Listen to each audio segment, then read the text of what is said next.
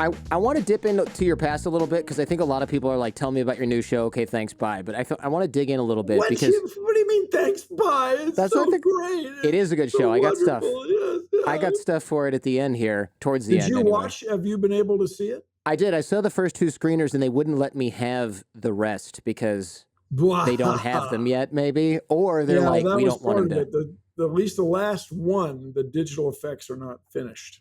Yeah. It probably wouldn't work without the digital effects, given the amount of CG that's present in the new show. Well, it's just when you have a disaster that's going to end the world and collapse, wash cities away and flood, or have tsunamis that destroy the whole countries, you need digital effects. I mean, cut us some slack. A Category 6 hurricane with no water and no wind and no rain would be kind of lame. It's not really the same. Yeah. And so there are Category 6 hurricanes, everybody, but so far they've only occurred on the open ocean so far. Well, but what if they came ashore? We could do a show about that. You could. Back to you. Yes, you did a good. It's a fun show. I thought, okay, if it's really heavy CG like this, maybe it's going to be corny, but it's actually, it's good to see things like this. And I'll talk a little bit more about why I like it later on. But you're proof that you can reinvent yourself. And a lot of people think they can't do that. People, in fact, one of your bigger criticisms is he's an engineer, he's not a scientist. And then he tried writing jokes, for God's sake. And I thought, well, okay, you can reinvent yourself. And you're an engineer. You use the applied science is a thing with engineers. So I've heard, right? You kind of need science. Just, if you want to get under my skin, everybody, just keep going with that. He's not a scientist. Okay, I'm an engineer. I took 4 years of classical physics. I mean, they say, Jordan, they say everything happens for a reason. They do say that. Reason is usually physics. Back to you. What advice do you have for people in established careers who are looking to reinvent themselves and make what looks like a really big leap from one thing to the next? Well, the same advice I give people of all ages is just get started. You don't know where it's going to go. You don't know what's going to happen. Just get started. So that's my advice. Try it. I think that's important. Do you recommend people take a baby step, or is it just like, you know what, just jump in? Well, I did. I mean, I am scared. I was scared to death. So when I quit my day job, October 3rd, 1986, roughly, I had $5,000 in the bank. And I figured I called that the end of the world money. If I didn't change anything about the way I was living, continue to go grocery shopping and get what the standard groceries, continue to go ballroom dancing, which was free in Seattle, and then ice skating. That was my entertainment. I bought the 10 skate passes, 10 skate pass. Yeah. And so I figured if I got out of engineering for 6 months, this is back then when digital processing was just really taking off. For you students out there, the VAX 11780. Ooh, it had almost as much power as my wristwatch. If I stayed out of engineering for 6 months, I'd never be able to get back in.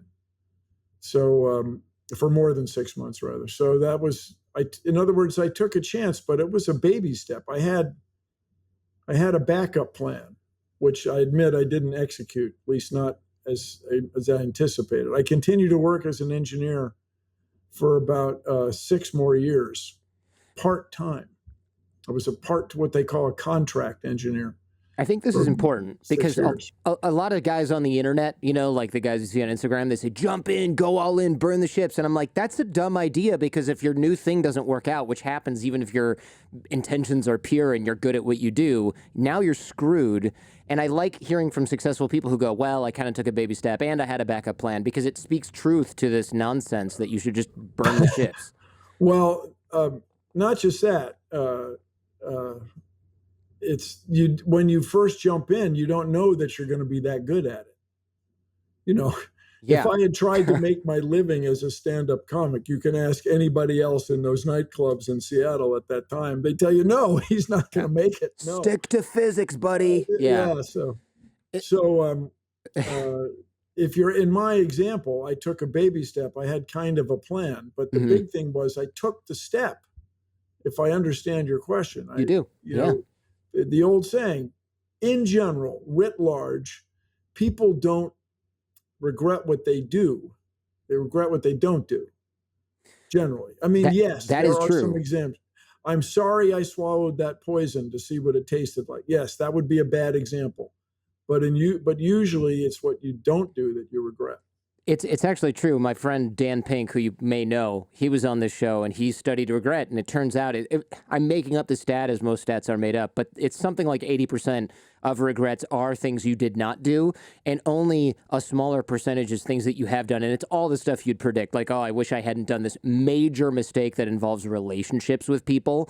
It's rarely financial or something else like that. Why did I chew that? Why did I bite that guy's head off at that meeting when it wasn't that important? Exactly. Yeah. Or why didn't I thought of the perfect thing to have said and I didn't say it? That's right. That's a short-term regret that usually doesn't have a lot of life consequences. You used to speak to kids, and now I suppose it's adults and kids, but many are the same people who used to be the kids that you spoke to. And I assume that's because you still, at least with me, you still have that trust that we gave you when we were kids, and we're like, okay, maybe I should listen to him as an adult. I admire what you're doing with science education because, and I think you said this at that same party, you stand in front of a colossal mountain of ignorance and seemingly devoted your life to pushing back against it. And look, I've stood in front of the mountain. I've pushed against it. It's heavy. It doesn't like being pushed. Well, you say the word ignorance. The ignorance to me is a very specific thing. It's when you don't know. But along with it is you ignore, ignorance, ignore. And that's what's really troubling is people who don't want to take the time to know, where COVID comes from or what we can do about it, or climate change and what we can do about it. And that is frustrating. But the reason I did the Science Guy show was to get young people excited about science. So in the future, we would have more scientists and engineers and more scientifically literate people who could vote in a way that would support science, support technological investment in technology and research. People who don't necessarily become scientists and don't become engineers, but appreciate its value. And that was the idea of doing the Science Guy show. And the reason we did it the way we did it back then was we had very convincing research that 10 years old was about as old as people can be to get the so-called lifelong passion for science. I think it's about as old as you can be to get a lifelong passion for anything. And so that's why the show was aimed at people in 4th grade or 10 years old or thereabouts, 12.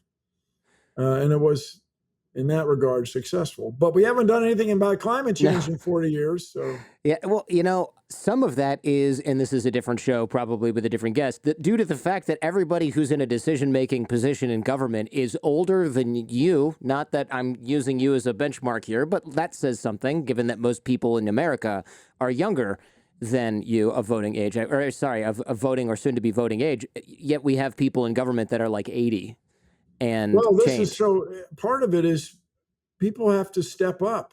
People have to want to replace these older statespeople.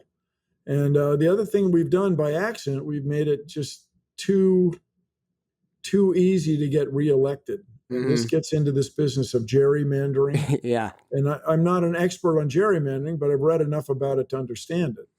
We have accidentally, trying to do a good thing at first, made it just too easy to get reelected, where you don't have to please all the people all the time. And there's all this thing right now, tomorrow. Is this show timed like that? No, this will be out in, I can't remember. Whenever your publicists tell me to release it, basically. Yeah, so all this hubbubly excitement about ranked voting, ranked choice, where candidates in ranked choice voting have to please more people to get elected, and please more than just a minority. So I'm not saying that solves our problems, but it's probably a step in the right direction. And you'll notice the people who are speaking against ranked choice are people who are generally pretty controversial to start with. They only have support from one side or the other. They rely on the tiny minority that they control with nonsense or propaganda or whatever their tiny little gerrymandered Are district people is. who are passionate and Yeah. vote in primaries. In Sure. this Yes. one example. The mission seems bigger now than your show that was on when I was a kid. You know, you're not just sharing facts. You're seemingly trying to rescue humanity from anti-science sentiment. Is that a bad thing? Yes. No, I like it. I like it. So you guys, this show, The End Is Nye, Turn It Up Loud, Peacock streaming.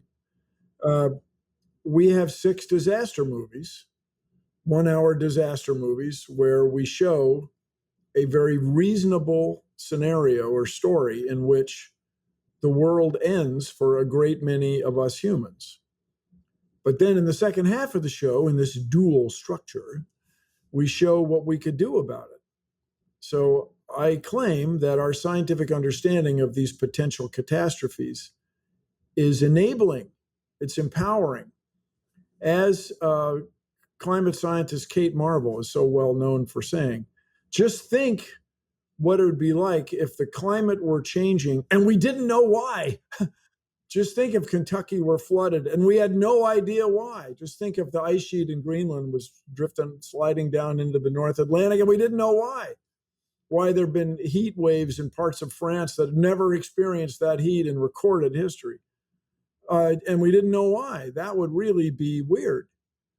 So in the case of climate change, we do know why. Just think if all the power went out, all the electricity shut down, and we didn't know that there were coronal mass ejections from the sun, big streams of charged particles that could zap our electrical grid. What if that happened? We didn't know why. What if we really still did not have a reasonable explanation for what happened to the ancient dinosaurs and didn't go looking for asteroids and comets that could hit the Earth? That would be bad. That'd be bad. So that's why we made the show the way we made it. What about those of us that feel too small, too insignificant, and feel like, well, we still feel like all these problems are our faults and they're definitely going to happen to us, but, you know, what am I supposed to do about it? It's almost like imposter syndrome, making people afraid to solve big problems. Vote. That's what I tell people. Vote. This is how we change policy. This is how we redirect our intellect and treasure for the greater good, is by voting. And people, and I'm right there with you. Don't get me wrong. Recycling paper, not printing tickets you don't need to print because you can carry them on your phone, for example. Okay, that's good. Hear that, Dad? Thumbs up emoji. Stop printing the tickets. There. But or the tickets to the concert, or whatever it is, right, because they're going to bleep at the baseball game the other day. I had it on my phone. Bleep, bleep. All right. That's good. But that's not the kind of, that is not big enough thinking. We need huge ideas, giant ideas to address climate change, to address a coronal mass, a big solar flare, or a pair of them that could turn off the electricity, an incoming asteroid. We need big ideas to deal with these things. In the show, you speak about acts of cow when something. Yeah, that was fun. Tell me about that, because this is, by the way, the show's called The End Is Nye. Are you relieved someone finally used this amazing ready-made pun in your name to good use? I wouldn't use the word relieved, but it's been a while. It's been decades in the making. Yeah, I'm happy for it. A book I'm very proud of that I wrote, Undeniable. There was pressure to make it undeniable. Get it? Seems like you missed an opportunity there. Well, but it also, would it be taken seriously, and so on and so on. I wanted that title, by the way, to be The Fact of Life. Evolution, the fact of life. That aside, we need these big ideas, and so we show these big catastrophes to get people excited about doing something about them. And the end really is nigh if we don't take steps. This is true of all 6 disasters that we depict. If we see an asteroid coming and we don't deflect it, if we have catastrophic heating in the atmosphere and we don't do something about it, that'd be bad. So the act of cow is based on a story or a myth or lore where a cow in Chicago is supposed to have kicked over a kerosene-style lantern, a flame, open flame, or flame enclosed in a glass chimney, as it was called. And the chimney breaks and the flame gets into the straw or the hay in the barn where the cow is and starts the Great Chicago Fire. It may be true. It may be based on a racial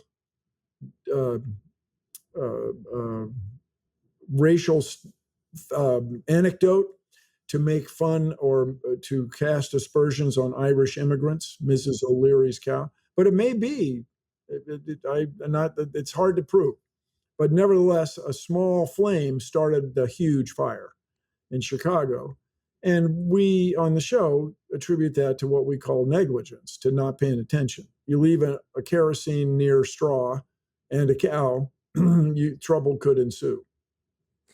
And so we, in each of the 6 shows, we have an act of cow. Mm-hmm. And some disclosure, Seth MacFarlane himself has cameos in each show. I saw that in the first couple they let me see. And so for those that haven't seen it, which is everyone, they let me. Yeah, I was only allowed to see 2. The ubiquitous they is trying to keep your show from me, but they've failed. I don't know who they is, but man, they are busy. I'll tell you, they got a lot going on. They got a lot of staff. Series is what the series is what happens in the future at some point with climate change, comets hitting the Earth, huge super volcanoes erupting. They're dramatized as CG. But you made an interesting observation in, I think, the episode 1 where you said, hey, there's a reason that disaster movies always start with politicians ignoring scientists. It's not an accident that every single one of those movies has the scientist as the hero and the politician as the guy who's got his head in the clouds or worse. Well, or the analog, very popular disaster movie, Towering Inferno, from many years ago, has the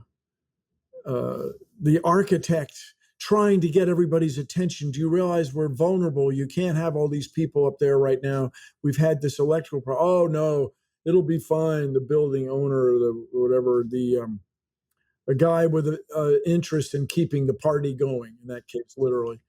And so that's what's happened. Certainly, that's what's happened with climate change, is people want to keep the party going while the atmosphere is getting full of or getting filled with greenhouse gases that are extra greenhouse gases, which are keeping the place warmer than it otherwise would be, especially faster than it otherwise would have gotten warm.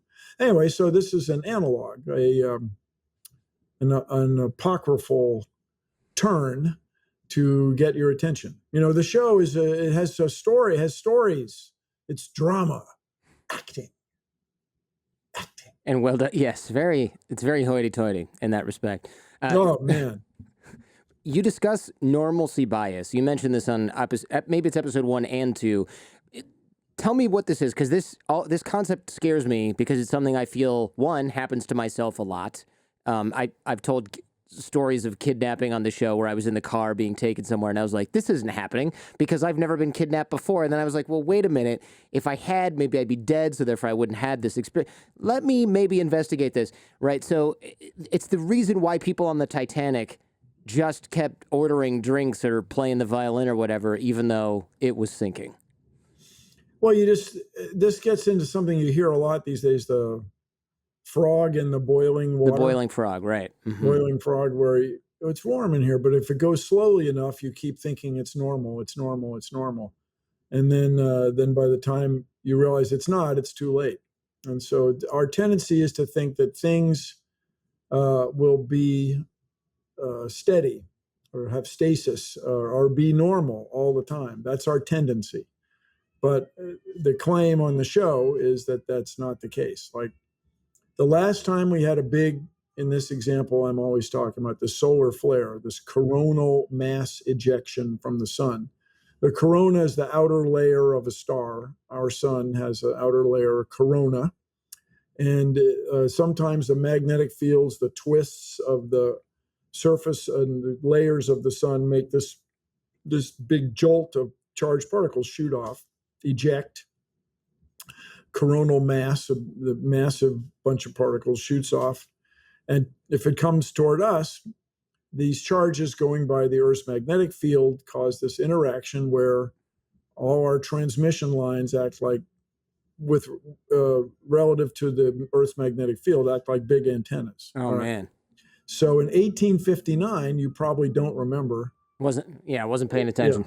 Yeah, the Carrington event, where these telegraph wires got zapped and people got shocks, and by all accounts, there were fires in the telegraph offices caused by a solar flare, as a shorthand. And so we can't predict very easily when solar flares will occur. And in 1859, there was hardly any electrical infrastructure for this stuff to zap. Sure. There was nothing to cause, fires in telegraph offices, trouble, bad. But compare that with turning off all the electricity all over the world all at once. No more happy electronic interviews, no more television. Yeah, horrifyingly, we would have had to cancel and try to reschedule this, which would have been impossible. And how would you reschedule? Yeah. Whose Google Calendar would you get on? Refrigerators turn off. Oh, yeah. Farm machinery's off. Cars don't run. Cars, even with gas in them, rely on a lot of electricity, and they have a lot of wiring that would be susceptible to gas pumps need electricity. So the people who are like, I don't have an electric car, good luck filling it up with gas, unless you're going to use a hand crank or something. And then no traffic lights, and it's just the big thing would be agriculture and food would catch, and clean water would kill everybody pretty quick. Except the Amish, they'd be fine. Ish. My experience with, I have a lot of relatives in Philadelphia area. Mm-hmm. Amish depend a lot on the big picture, on the rest of society. More power to them. But okay, so we don't want that to happen. And in this episode, we show, first of all, everything going to heck very quickly. And then we show what we would do about it to keep it from happening. I think it's cool. I think it's exciting. It is. Yeah, it is cool. It's a little scary when you look at a Category 5 or 6 hurricane that makes landfall, or 5 of them that make landfall all at once, right? An interesting thing, we shot, a lot of the show in Canada, in Montreal. Mm-hmm. And the guy, famous for hurricanes. Well, so it's not. And so the audio guy said, what is, and so most of the people on the crew were bilingual anyway, but most of them really were francophones, like French was their first language. And the guy said, what does landfall mean? It was just cool. Here in the States, we throw around landfall, hurricane landfall. We talk about it all the time. Louisiana landfall, Florida landfall, sure. But he lives far enough north where, landfall. Oh, I get it. And of course, once you hear the word and think about it as an English speaker, even if it's your second language, you get it. But it was a cool little moment for me anyway. So not that I'm all about hurricanes making landfall and drowning everybody, but it was a cool thing to have that outside perspective. So everybody, we want to be ready for these things. Yes. And not ignore the possibility. How is this modeled on something, or is this just like, hey, theoretically this could happen, the chances are minuscule, or is it like, the chances aren't minuscule? Oh, the chances are not minuscule, my friends. No, we had climate scientists from Penn State at that time, and GISS, Goddard Institute for Space Studies, named after Robert Goddard, the father of rocketry in the Western world, not Russia world. And we had the Goddard Institute for Space Studies is in Manhattan in New York City, literally above the restaurant that is the Jerry Seinfeld sandwich shop. And they have those Jerry Seinfeld sandwiches you party on. Anyway, we had world's foremost authorities on climate science with their computer modeling of the Earth's atmosphere and Earth's ocean to predict what would go wrong if everything went wrong.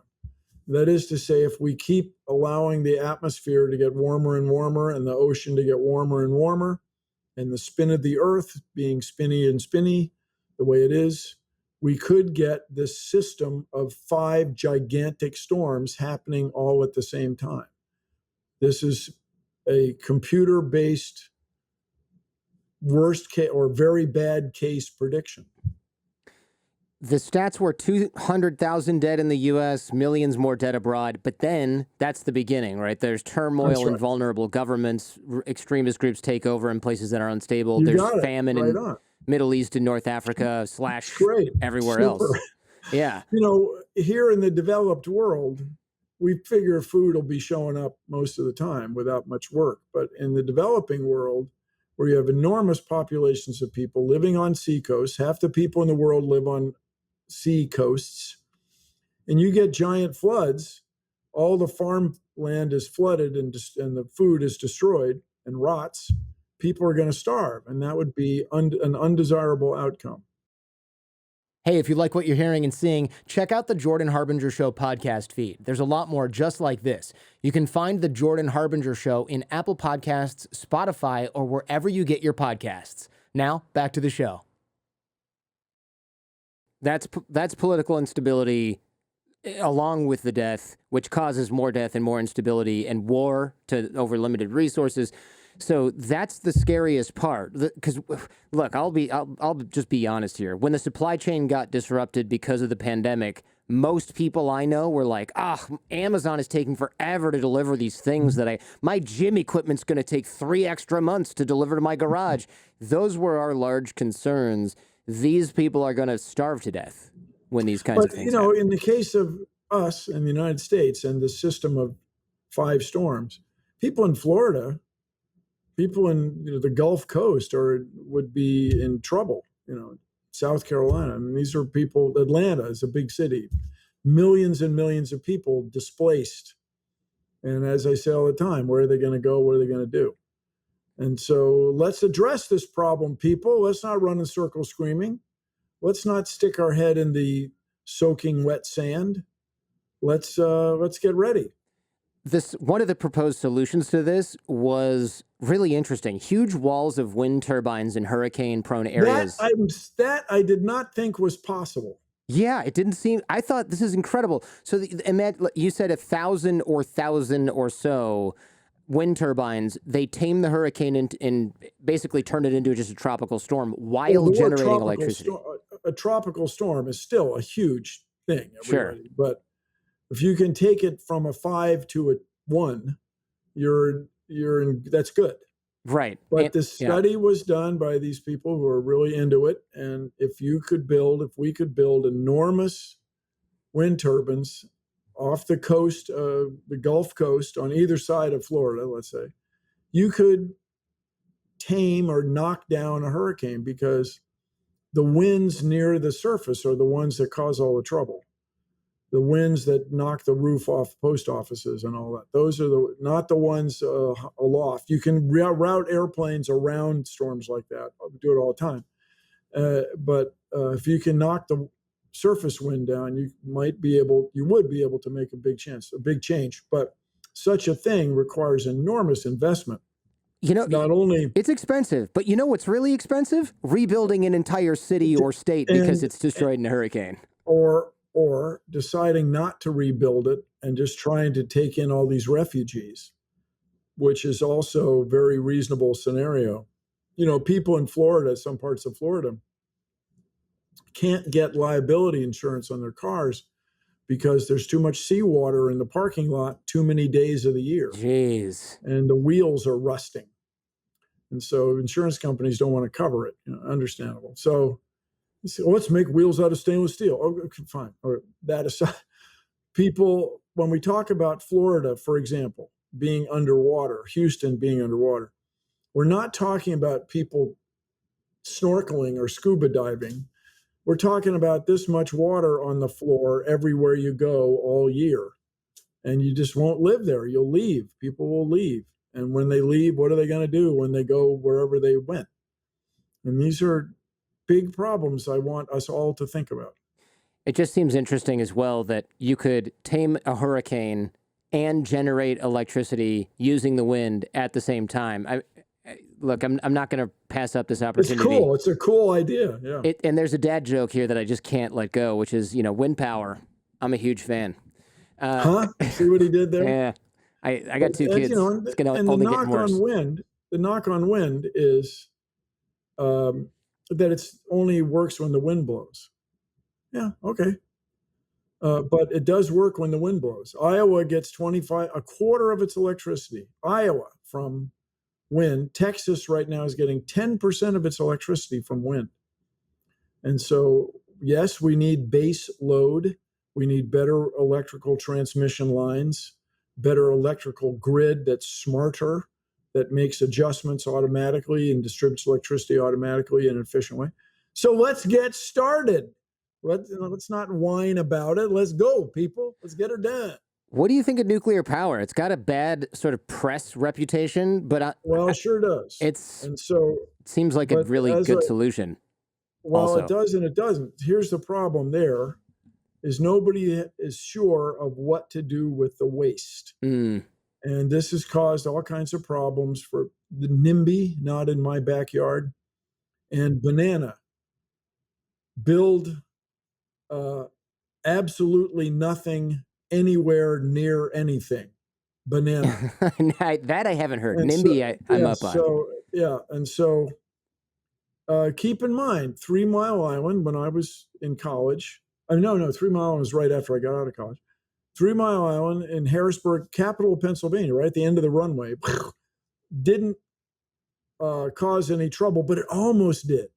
Like it almost had this huge leak. People were freaked out. Then Chernobyl killed thousands of people, and you can reckon that it's still killing people with all this sloppy, thoughtless, top-down, it's good enough mentality caused, and the Russian fascination with gigantism led to this huge problem for everybody. That Chernobyl was detected in Sweden, for the Chernobyl explosion was detected in Sweden before people in Ukraine were allowed to know about it. It was crazy. And then Fukushima, and this is where, they shouldn't have built it there, but they did. Well, they shouldn't have done that with those control rods in Ukraine, but they did. Well, they shouldn't have had that evacuation plan in Harrisburg, but they did. And so the nuclear industry has caused itself trouble. With that said, there is at least one pilot reactor being built in Wyoming that we'll see if it can be done on a small, manageable scale. And in the meantime, if I were king of the forest, I would be investing, and I'm not joking, my skeptical friends, I would be investing in fusion. I was going to ask about that. Tell us about this, because there's a breakthrough recently, I think. Yeah, well, the word recent. So when I was in high school, fusion was 40 years away, and the joke is fusion's always 40 years away. And so everybody, if you're not hip, what we do with conventional nuclear power is we take big atoms like uranium, and not as energetic, but still okay, as thorium. And then we let the atoms run, the neutrons, which fall off of these atoms through what's called, you guys know the word, radioactive decay. You've heard this. The neutrons run into adjacent atoms and knock off more neutrons and knock off more, and that gets very hot. And it gets really hot when you do it in a nuclear weapon, but it gets very hot in a conventional atomic reactor. And then you use that heat to make steam and run a turbine, just the way you do with coal burning or natural gas burning. You get hot, make steam, run a turbine. Cool. Thumbs up emoji. All right. Well, the idea with fusion is what happens in stars, where there's so much gravity crushing atoms together so strongly that they, instead of being repelled, they suddenly smack together, and the verb is fuse, and give off tremendous amounts of heat without these particles, these neutrons and other conventional radioactive materials shooting out. And if you could do this on Earth, you would have pick a number, limitless heat to make electricity. But so far, and the trick is, the thing that nobody's figured out is, how do you contain these things? How do you get them to smash into each other hard enough and contain them?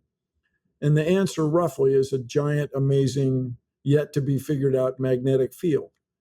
And so, but people seem to be various researchers are closer and closer than ever.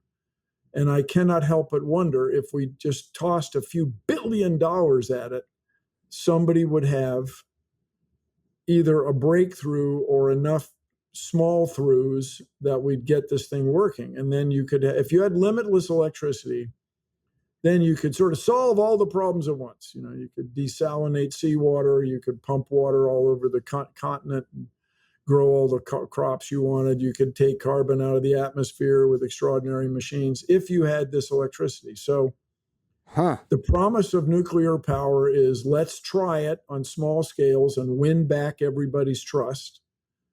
Really settle on a place to put the waste. There's some salt domes, ancient formations where they've been stable for billions of years. We could do that. I'm down with that. But the problem has been political. And so, but these people run around, oh, it's just kooks who don't want nuclear power. The public is very skeptical of nuclear power because of its ability to just cause so much trouble. You know, this Chernobyl thing, man, it's just, come on. Yeah. All right. With that said, back to you. Sure. Thank you. I've heard you say there are certain strategies that always get results. One, looking at you've drank that espresso. That is the slowest consumed espresso in the history of coffee. It's this time of day, it's comforting. Yeah. And also, when you're talking and talking, it's good to have a little liquid going. Yeah, literally a little liquid. Literally a tiny cup of coffee. And normally we'd be taking, as DJs, we'd be taking our sips during commercial breaks. Yeah. But here on this podcast, there's no commercials. It's just cast, pod. We throw the commercials in later. Don't worry. We're still going to shill mattresses. Don't be disappointed. I hope they self-inflate. I do have one that self-inflates. There are certain strategies that always get results. One, looking at the world with radical curiosity. I'm going to break this sentence into 3 parts. How do we develop and nurture radical curiosity? Neil deGrasse Tyson talked about keeping your natural childlike curiosity. I'm wondering what your take is on these kinds of... Well, my take is kind of the same, where everybody starts out as a scientist, as we like to say. Every little kid just asks their parents questions, question. Why is this sky blue? Why does water run downhill? What happened to that ice? And so on. But then we get too many things going on, perhaps, or we get a lot of things going on. Many people lose their curiosity. I've met people who've lost their curiosity, but we want to nurture that. Curiosity is what leads to identifying problems and solving them, in my opinion. And as we all know, my opinion is correct. I have to remind people. That's irony, everybody. Okay? Be in on the joke, my Twitter haters. Anyway, so we want as many people as we can get to remain curious their whole lives. The second part of the sentence, right? There are certain strategies that always get results. Being driven by a desire for a better future. Isn't everyone driven by this, though? I don't know, man. Maybe not. I sure am. So my parents, my dad especially, was well-spoken on this. Said, you want to leave the world better than you found it. I like that. Yeah. I mean, that's what you want to do. Now, I know my, let's go with opponents or detractors people on the other side think they are leaving the world better than they found it by ignoring or by convincing themselves or trying to convince other people that climate isn't changing, that the sun will never create a coronal mass ejection that could turn off, or the electricity would never go out in the great state of Texas until it does. And so we want everybody to remain curious and to face the problems that we can identify. Let's not ignore them. The third part, being willing to take the actions needed to make change a reality. That seems like where your new show kicks in. That seems to be the trick. I know you're trying to do this, but how do we encourage this in adults as well as kids? You do great with kids. The new show addresses this with adults by sort of making us feel like, wow, that would be really bad. Maybe we should do something about this. What can we do if we don't have a TV show behind us? Well, I say all the time, vote. Yeah, People, same thing. recycling is good. That's good. We should not waste these valuable materials, things that can be shredded and made back into paper, plastic that can be shredded and turned back into something useful. That's good. Yes, we should do that.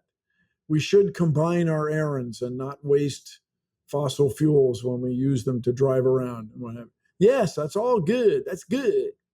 But we need big ideas. We need big electrical transmission systems that are smart. We need big electrical production system. We need ways to redistribute wealth so we don't have these disparities in income, which leads to crime, which leads to sickness, which leads to misery for our fellow people. So let's work together and make the world better. I talk about this all the time, Jordan. Both of my parents were veterans of World War II. My dad was a prisoner of war for 44 months, almost 4 years, captured from the Pacific Theater on Christmas Eve, 1941, before everything really went crazy. It just started to go crazy. My mother was recruited by the Navy. She was one of the code girls who worked on, at first, the Nazi Enigma code and then later the Japanese Navy codes, JN codes. And everybody at that time was focused on winning the war. That's all anybody talked about. That's what all the music was about, all the billboards, all the posters, all the recycling efforts, the rationing, all of it was to get people motivated to win this global conflict. And they did in 5 years. So people, let's get going. Let's redistribute wealth. Let's address climate change. Let's get ready for a coronal mass ejection. Let's prepare coastal cities for tsunamis. Let's not pump down the Ogallala Aquifer, which we depend on for our food. Let's be ready for volcanic eruptions in places you might not expect so that we can have a high quality of life in the future. Let's go, people. Let's get her done. There's also a battle not just against us killing ourselves here or being unprepared, being caught unprepared, but the battle is against cognitive dissonance. You actually said, and I think this might have been on a show we did years ago, when you have a worldview and you're confronted with evidence that contradicts it, you got to do something. You have dissonance, a conflict in your mind. You can either change your whole worldview, which is quite difficult, especially the older you get, or you dismiss the evidence. Along with that, you dismiss the authority. Speak to that a little bit, because people hear that and they go, yeah, okay, I got to be careful not to do that. And then they do it right now. They're warming up the 1-star reviews because they disagree with something you said or that I've implied that I agree with or whatever. Well, I know what you're saying, but this business of the backfire effect, you've heard people say double down. Yeah. So it's when you're in denial, and we all do it. I mean, we all deny problems. Oh, we'll get there on time. I'm not really running late. It's going to be fine. The train won't leave without me, or whatever the heck. We all do that to some extent. But right now, it's this denial of the facts is really extraordinary. I mean, I think we'd all agree. Like red is green, green is red, or it's like crazy out there. So this is not what's everybody's favorite word anymore, sustainable. You can't have a successful economy if you deny facts. You can't have a government if you deny facts. It's just not going to work. And so I think when I say it in those terms, everybody would agree. But what happened right now, which is fascinating for a guy of a certain age, when the internet was invented, or when it came to be common, let's put it that way, it's going to be great. In the future, everyone is going to have a vote. It's going to democratize our society. Everyone will have an equal voice on the electric internet, and it's going to be a better tomorrow for humankind. And that's not what happened, because apparently the companies that that enabled everybody to use the internet are commercial companies, and they wrote software to amplify advertising, and it's just led to everybody's opinion looking like it's an expert's opinion when it's not. And this expression, I've done my own research on the internet. Come on. I mean, it sounds funny, when you watch it on Saturday Night Live or something, but it's a serious thing. So what we want to do is imbue in everybody, or provide educational resources for everybody to learn to evaluate evidence.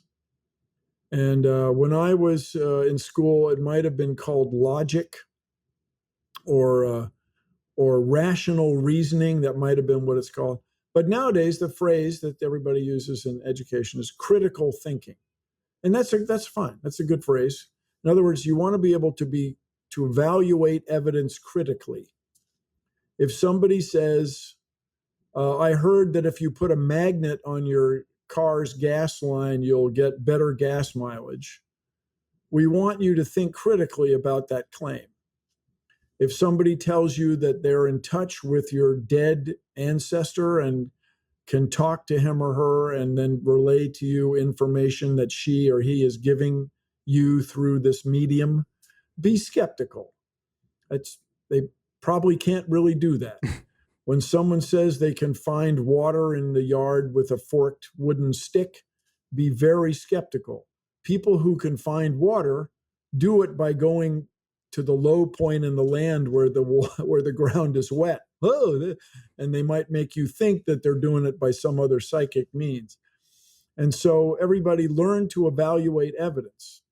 And this is a very difficult thing, but if we can get people to do that, we would change the world. So when someone says, we're putting extra carbon dioxide in the atmosphere faster than ever, extra methane faster than ever, and the world's getting warmer, and that's why we have these extraordinary weather events in Kentucky, these fires out west, these fires in northeastern France. And then somebody else says, oh no, the climate's not warming, this is natural cycle. Learn to evaluate that evidence. Look at both sides of this thing. And keep in mind, in that one example, it's not 50-50. In the case of climate change, it's not half of the scientists saying this and half. No, it's 97 or 98% of scientists saying one thing and barely 2% saying something else in that example. When it comes to preventing the spread of a very transmissible respiratory disease, and someone says masks don't make any difference at all, be very skeptical of that claim. And so, on the other hand, if somebody says this virus came from a forest in Western China and became this extraordinarily virulent thing almost overnight, that also you might be skeptical of. You might be skeptical of that also. But what are you going to do about it either way? Then evaluate that evidence also. Just because it's somebody else's fault doesn't mean you don't need to do something about it. I love that point. I do agree that just because it's somebody else's fault doesn't mean we don't have to do something about it. So one of my old things, going back to Ned Nye, my dad, sometimes you got to pick up other people's trash. It's just, if you want the world to get better, sometimes you got to just take care of things that aren't your fault. Let's go, people. Let's get her done. Well, back to you, Jordan. The end of our time together is also nigh. And it was great to see you again. See what he did there? I had to. I highlighted that in green in my notes. Thank you. Thank you, Bill, for what you do for science and for your time today. I really appreciate it. And I wish you the best of luck. I will, of course, plug the show and the show close. And I look forward to seeing the rest. The show is called The End Is Nye, everybody. Streaming on Peacock. Turn it up loud. Thanks for checking out this entire episode of The Jordan Harbinger Show. If you're interested in exploring this topic further, check out the Jordan Harbinger Show podcast feed. There, we dive even deeper on this and many other topics. In the audio podcast, I also close open loops, cover things discussed off camera, off air, and give some parting lessons from our guest. You can find The Jordan Harbinger Show in Apple Podcasts, Spotify, any podcast app, or at jordanharbinger.com. And also, if you found this episode useful, please share it with those you care about. Last but not least, like, comment, and subscribe.